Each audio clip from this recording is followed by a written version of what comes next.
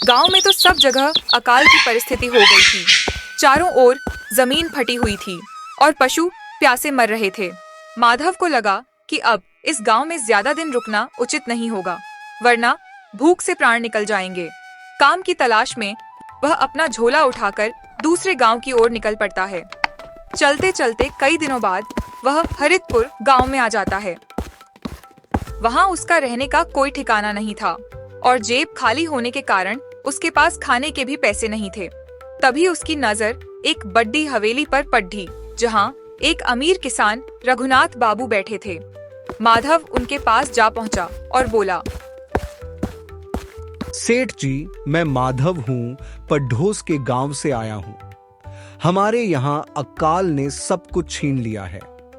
लोगों के खेत कोयला बन गए हैं और बूंद बूंद पानी के लिए हाहाकार मचा है।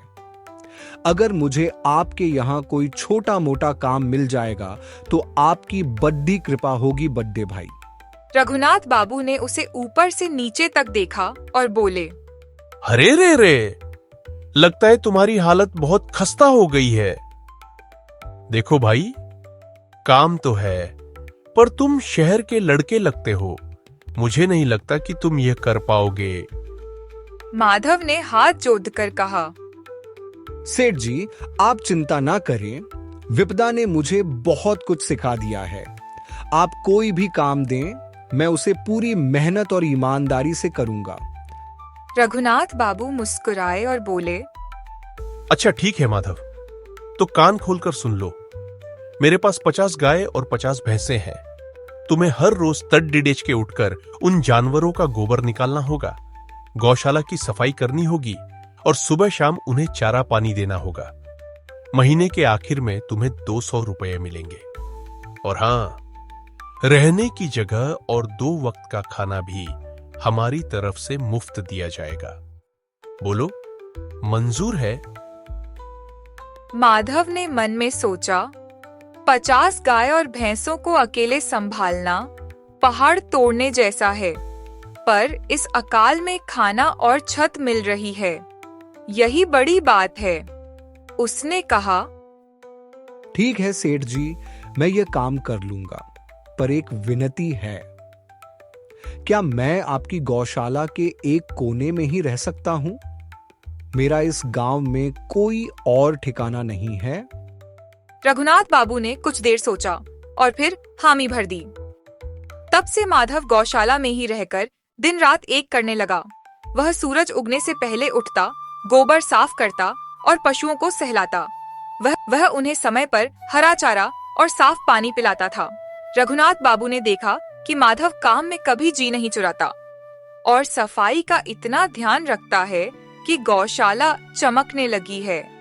एक दिन रघुनाथ बाबू ने माधव को बुलाकर कहा, माधव, तुम्हारी सेवा से मैं बहुत प्रसन्न हूं।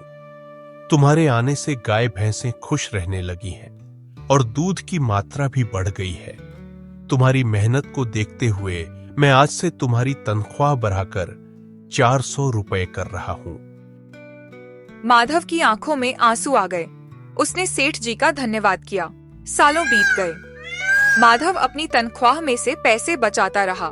धीरे धीरे उसके पास इतने पैसे जमा हो गए कि उसने गांव की सीमा पर एक छोटी सी कुटिया बनवा ली। कुटिया में शिफ्ट होते समय उसने चैन की सांस ली और सोचा, गौशाला में सोकर गोबर की गंध रोम रोम में बस गई थी। अब कम से कम सुकून की नींद तो आएगी।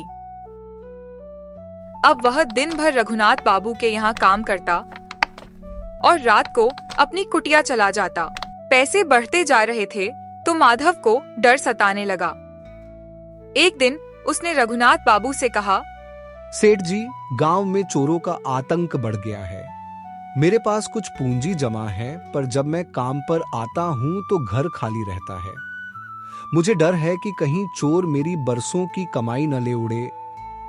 रघुनाथ बाबू ने सलाह दी, बात तो तुम्हारी सही है माधव। देखो, गांव में एक ही सुरक्षित जगह है, साहूकार धनराज की हवेली। वह बहुत रसूख वाले आदमी हैं और उनके यहां कड़ा पहरा रहता है। तुम अपनी जमा पूंजी उनके पास रखवा दो। माधव अगले दिन साहूकार धनराज के पास पहुंचा। बाहर खड़े पहरेदारों ने उसे रोका। ए तू कहाँ घुसा चला आ रहा है? माधव ने विनम्रता से कहा। साहूकार जी से मिलना है, कुछ अमानत रखवानी है। अंदर जाकर माधव ने देखा साहूकार बड्ढे ठाठ से बैठे थे। माधव ने कहा, साहूकार जी, मैं रघुनाथ बाबू का सेवक हूँ।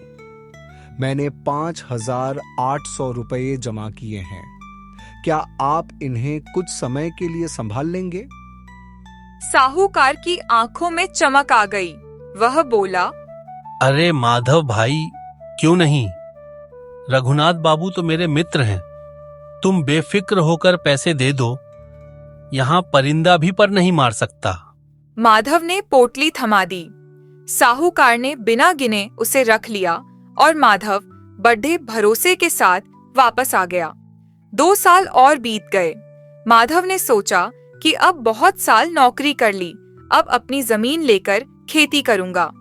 वह अपने पैसे वापस लेने साहूकार के पास गया। माधव ने कहा, साहूकार जी, राम राम। मैं अपने 5,800 रुपये वापस लेने आया हूँ। मुझे जमीन खरीदनी है। साहूकार ने चेहरा बिगाड़ कर कहा, कौन से पैसे? और तुम हो कौन भाई साहब? मैंने तुम्हें पहले कभी नहीं देखा। माधव के पैरों तले जमीन खिसक गई। साहूकार जी, ये क्या मजाक है? मैं वही माधव हूँ जिसने 2 साल पहले आपको अपनी मेहनत की कमाई सौंपी थी। साहूकार दहाड़ा। अरे ओ ढोंगी, मेरे पास दुनिया भर के लोग आते हैं। मैं बिना कागज के बात नहीं करता। क्या तुम्हारे पास कोई रसीद है? स्टैम्प पेपर पर लिखा है कुछ? अगर नहीं तो यहां से दफा हो जाओ, वरना मार मार कर बुरा हाल कर दूंगा। माधव गिड़गिड़ाया। हुजूर, मैंने तो आपकी ईमानदारी पर भरोसा किया था। मुझ गरीब के पैसे मत मारिए। लेकिन साहूकार ने अपने लठैतों को इशारा कर दिया। उन्होंने माधव को डंडों से इतना पीटा कि वह बेहोश होकर नाली में गिर पड़ा। 2 दिन तक माधव काम पर नहीं गया। रघुनाथ बाबू खुद उसकी कुटिया पहुंचे। उन्होंने देखा कि माधव कराह रहा है और उसके शरीर पर नीले निशान हैं। माधव ने रोते हुए सारी सच्चाई बताई। रघुनाथ बाबू को बहुत गुस्सा आया। उन्होंने कहा, माधव, चुप हो जाओ। उस लालची साहूकार को सबक सिखाना अब मेरा काम है। तुम बस वैसा करना जैसा मैं कहूं। अगले दिन रघुनाथ बाबू एक बड़ा सूटकेस लेकर साहूकार धनराज के पास पहुंचे। साहूकार ने उनका स्वागत किया। अरे रघुनाथ जी, आज आप यहाँ कैसे? रघुनाथ बाबू ने धीरे से कहा, क्या बताऊं साहूकार जी, मैं कुछ महीनों के लिए दूसरे राज्य व्यापार को जा रहा हूं। घर पर चोरों का डर है। इस सूटकेस में 60,000 रुपये नकद है। क्या आप इन्हें अपने पास सुरक्षित रख लेंगे? मुझे आप पर पूरा भरोसा है। साहूकार की लार टपकने लगी। 60,000 रुपए की बड़ी रकम हथियाने के चक्कर में वह झुक कर बोला, अरे सेठ जी, यह तो मेरा सौभाग्य है। आप बेफिक्र होकर व्यापार पर जाएं। तभी योजना के अनुसार माधव वहां लड़खड़ाते हुए पहुंचा। साहूकार ने उसे देखते ही सोचा कि अगर रघुनाथ बाबू के सामने इसने पैसे मांगे और मैंने मना किया तो सेठ जी को मेरी नियत पर शक हो जाएगा और वे 60,000 रुपये वापस ले लेंगे। इसलिए साहूकार फौरन खड़ा हुआ और बोला, अरे माधव भाई, कल मैं बहुत तनाव में था, इसलिए तुम्हें पहचान नहीं पाया। तुम्हारे 5,800 रुपए तो मेरे पास बिल्कुल तैयार रखे हैं। ये लो अपनी अमानत और मुझे माफ करना। साहूकार ने तुरंत माधव के पैसे उसे थमा दिए। माधव पैसे लेकर चुपचाप निकल गया। अब रघुनाथ बाबू ने सूटकेस साहूकार की ओर बढ़ाया ही था कि तभी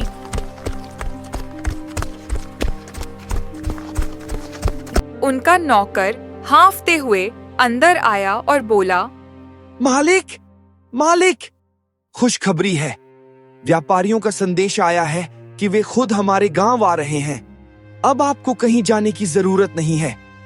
रघुनाथ बाबू ने सूटकेस वापस खींच लिया और बोले, अरे, यह तो बहुत अच्छा हुआ। अब तो मुझे यात्रा पर नहीं जाना पड़ेगा। साहूकार जी, कष्ट के लिए क्षमा करें। अब मुझे पैसे रखवाने की जरूरत नहीं है। आपकी ईमानदारी देखकर दिल खुश हो गया। अगली बार जरूर आऊंगा। साहूकार अपना सिर पकड़कर बैठ गया। उसके हाथ से 60,000 रुपए भी गए और जो हड़पे हुए 5,800 रुपए थे वो भी चले गए। माधव ने रघुनाथ बाबू के पैर छुए और कहा, सेठ जी, आज आपकी वजह से मेरी उम्र भर की कमाई बच गई। रघुनाथ बाबू ने उसके कंधे पर हाथ रखा और बोले, माधव, ईमानदारी का फल देर से मिलता है पर मिलता जरूर है। और जो दूसरों का हक मारता है उसे अपनी चालाकी की कीमत चुकानी ही पड़ती है। अब माधव अपनी खुद की जमीन पर सुख से खेती करने लगा। अगर आपको हमारा वीडियो पसंद आए तो वीडियो को लाइक जरूर करें और चैनल को सब्सक्राइब जरूर करें।